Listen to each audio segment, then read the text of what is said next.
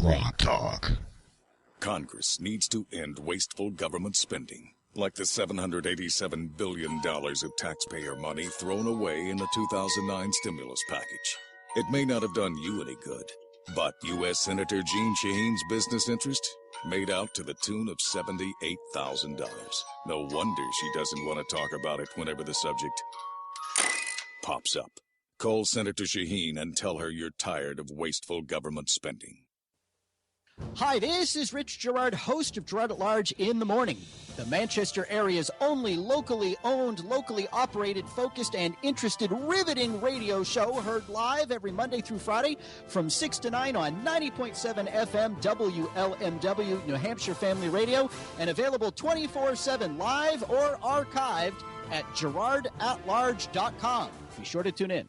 3, 2, 1.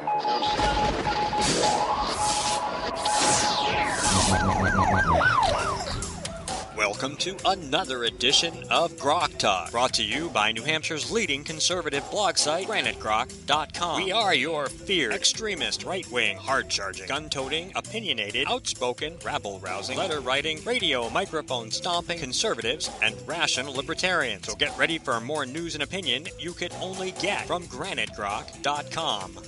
GrokTALK.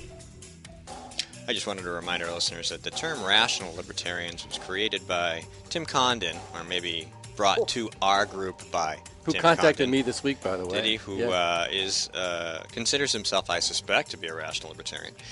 We could debate that at some other time, I suppose. Yeah, as opposed to cane kitties, yes. Naked beer-drinking pot smokers in the park, yes. That's a good segue, actually. Yeah. Okay, yeah. Go. So Tim Condon contacted me this week because he saw a quote that I had made during this whole massive thread.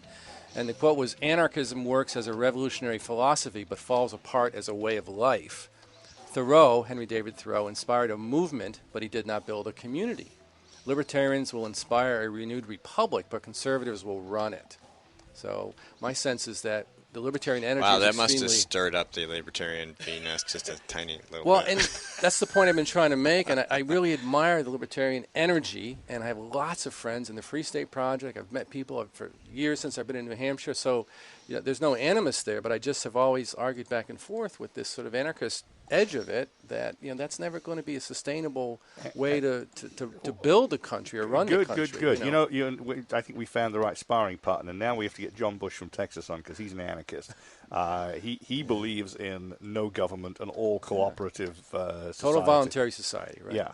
And there's never been a voluntary society, 100% voluntary there society. isn't, because sooner or later you have a coercive leader will take over. And the whole point of constitutionally limited government is to try and get to that point where the government is small enough not to intrude, and just enough to keep things running. They're pulling in the right direction, which is why I support the Free State Project. I support the voluntary movement, but I think they're pulling a bridge too far. I think, where are they going with all this? And I'm really concerned about that. I absolutely support their right to live off the land, to disconnect from government as far as possible. And, if we instituted something like a fair tax, you wouldn't even have to go after these people for income and property taxes. Right. I support that. Everybody would participate in society to the degree they wanted. Yeah, I totally agree with that. I'm just concerned about how far they go and can they really work together in a community of people that are actually trying to make a difference. I'm concerned about our country. We're in perilous shape, I think. Everything's, there's nothing happening good internationally. This Ebola thing, nothing in the federal government is working at all, right? We have polarization. So we need people to come together. Like, we need leaders to kind of come together to pull this country together and do something. So I think there is something that is, in fact, working down in Washington. It sounds like this. There you go. Screw D.C., save New Hampshire. That's right. I don't give a damn about the federal politicians or the federal government. If we can't keep New Hampshire intact, none of it really matters. No, and we need to focus in the states and each state individually, jointly and severally, as the legal term goes, need to focus on their own internal affairs and being intact and being strong enough to tell the federal government that we created you didn't create us. And unless and until the states stand up and say that, the federal government is going to continue to squash the states. They're drug dealers. When you look at, we're coming into the next legislative session. The first session is always the budget, and when you look at the New Hampshire budget and you realize that 40% of the state's revenue is laundered taxpayer money. It's only 40? I thought it was more. 41, 42 is chump change, right? So the It's idea 60 is, when it goes down to D.C. and it's 40 when it comes back. well, you're it's lucky. money laundering and Yeah. it's drug dealing, and they give you a little taste of a grant, and they give you a little bit of, Right. I've got surveillance cameras up on 89 that just went up about a month ago. The Department of Transportation. I called them up and I said, "Excuse me, what are these things up on 89 at the exit?" "Oh, it's traffic mitigation on 89 North, right? Must be a deer increase in the population that we've got traffic up there." But the Fed, We're looking for moose. we're looking for moose. and squirrel. Moose and squirrel. Moose and We squirrel. are looking for moose and and squirrel. Yes. So does Boris Badenoff run the Department of Transportation in New Hampshire? He could. I bet Natasha's standing right behind him. Yeah. Or Annie. Or Annie. Hey, in Scotland, they actually do look for squirrels, and you actually have to report to the government if you see a grey one. Because the red are a protected species, and the grey are the invasive species. But, New Hampshire Wipe is... out the Tea Party squirrels. I see how they are. Those are the ones that plan. They're the ones that plan to put the nuts away instead of becoming nuts, right? But we're dependent on laundered money. We're dependent on that drug from the feds. And it's dumb. It's stupid, too. What did I read about last week? Henniker wants a $2.6 million grant so they can save the town $1.5 million over 20 years. This is government. This is government at work, ladies and gentlemen. Yeah. Why don't you just give them $1.5 million and call it a day? We'll save $1 million. I mean, really, that's what we've come down to. It's an artificial economy. It's not a real economy. It's just money being laundered around and floating around. Essentially, the machinations of 100 years ago were to create the mechanism by which the government could bribe the states with the money stolen from the state citizens and thereby exert control over us. Exactly. That is exactly what the income tax and the Federal Reserve were created to do. That's it. Yeah. Well, they're doing a real good job. So we're and the 17th kidding Amendment. ourselves here. So in New did Hampshire. anybody have any suggestions about how to... I think we should legalize marijuana because we're going to make a lot of tax money off of it. Yeah, that's working out in Colorado, isn't it? Lots of suggestions. Oh, and don't forget to legalize those casinos so that Maggie Hassan can have her revenue stream also imaginary.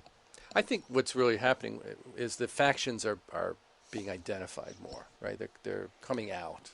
The various factions we have within this loose kind of movement. And one dividing line for me is, are you an American? That's kind of where I'm coming from. I'm an American. I'm a citizen. I love my country, I believe in the ideals that the country was founded on. I want to support my country. So I'm patriotic, and I do support New Hampshire, but I also feel like I want to support my country. So I perceive a dividing line sometimes around that. You come across between those who believe in the country as founded because they understand the philosophy, and those who don't believe in the country as founded because either A, low information voters, they don't understand the philosophy, or B, they are part of the evil party. Well, I think there's some that don't differentiate government from the country. I believe the country embodies our values, kind of who we are, our kind of identity as people, the American community. Then the government are all those jerks that have screwed it all up, right? So I think there are people that are lumping that together. The government and the country is sort of one, and the anarchists do that. They don't make any distinction between that. You could certainly make the case that is exactly what the government wants you to think. Sure. Yes. So if you buy into that, then you're pretty much carrying their water again. Yeah, but I think in other words, if you support the country, you must support its government. Correct. If you support the country, you must support the president. I can honor the role of the presidency without honoring the policies of this president. Well, I support the country, but not the current government that has screwed it up. And I feel like that's the strength of the current conservative coalition. We support our country, and we think the people have ruined it. We got to get rid of those people, the oligarchy. The ruling class that's ruined it. We should be fighting those people, fighting the ruling class. And the occupieds think they're fighting those people, but they're misplaced. They're misplaced. They're fighting the capitalism. Right. If capitalism, they're carrying water, for the communists and Marxists as well. They are, yeah, and the libertarians feed that. So I love the libertarians. I'm trying not to be too hostile toward them, but I do get concerned with this constant conservative bashing and conflating country and government all the time. And you know, therein you see the difference, I think, as you said, big L and small L. There, and I think you see the difference between Ron Paul, who was perfectly happy to embrace the communists if they would go his way, and Rand Paul, who is a constitutional conservative, or maybe constitutional libertarian. And Ron Paul's really disappointed me because he hasn't come out more kind of in, for the country. I mean, I think he's allowed the anarchists that in his own sort of world to pull him a little too far. And I wanted him during the campaign to come out in a more pro-American way, Right. And I think when Rand Paul did that, of course, he got destroyed by the anarchist wing within the Liberty movement. And I think that's really too bad, And it is bad because those people represent such a small fraction of even the libertarian movement. But they're loud. Oh, they're very loud. Very loud. And you say you notice the crossover too when you see the Democrats run libertarian candidates, which really are Democrats. Well, I mean it. I wish the libertarians would infiltrate the Democratic Party. They've made it very clear that they want to infiltrate the Republican Party and take it over. They do much better with the Democrat Party because they really stand a lot more in line with an older traditional Democrat than they do with any aspect of Republican. I think they should run as Democrats. I think they should. A few of them have. You think they make good blue dog Democrats, right? Well, I think they would have a better chance of changing the Democratic Party and pulling them really more towards the center. I think. The problem is that at its heart, the Democrat Party is in fact a communist party, and that doesn't exactly fit well with the beliefs of the libertarians either. I mean, you can say that they're about my rights as opposed to my responsibilities because they don't understand they go together. But the Democrat Party, if not necessarily its lower echelons, know full well what they're doing, which is to reduce us all under absolute tyranny. I don't think the anarchists care who they infiltrate. That's my point. When it was made clear to me, they want to take over a party. They just think the Republicans are easier to take over. That's probably true. Yeah, probably true. But I think they should shift. They've tried to take over the Republican Party. It's not working, right? This whole thing in New Hampshire, it didn't work. The platform basically stayed the same. They didn't get what they want. Now they're calling us Christian Taliban and all kinds of other stuff. I say they should go, all right, why don't they try the Democratic Party? They tried the Republican Party, it didn't work. Go to the Democratic Party. I mean, anybody who equates Christianity and Judaism with the depredations of Islam has a fundamental misunderstanding of history and of those ideologies. Christianity and Judaism and most of the other world religions, the Sikhs, for example, are big on family, on responsibility, on honoring the women, defending the weak, and so on. Whereas Islam is all about Islam.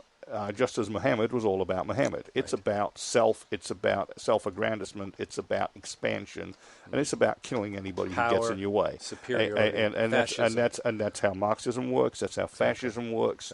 And they call us fascists.